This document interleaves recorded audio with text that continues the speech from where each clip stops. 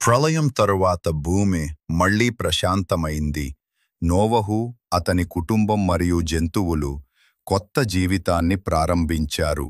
దేవుడు నోవహును ఆశీర్వదించి అన్నాడు, ఫలించుడి, విస్తరించుడి, భూమిని నింపుడి. అతడు వారికి ఆహారంగా ప్రతి మొక్కను, ప్రతి జంతువును ఇచ్చాడు. కాని రక్తముతో కూడిన మాంసాన్ని తినకూడదని ఆజ్ఞ ఇచ్చాడు. ఎందుకంటే జీవం రక్తములోనే ఉంది.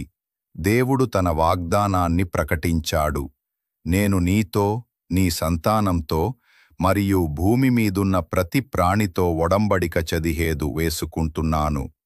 ఇక ముందు నీటితో భూమిని నాశనం చెయ్యను.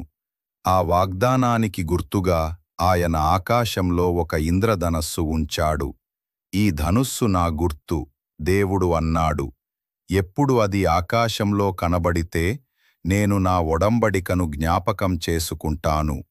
ఆకాశంలో ఆ అందమైన ఇంద్రధనుస్సు మెరిసింది. దేవుని కరుణకు, ప్రేమకు మరియు నూతన ఆరంభానికి నిత్య సాక్షి.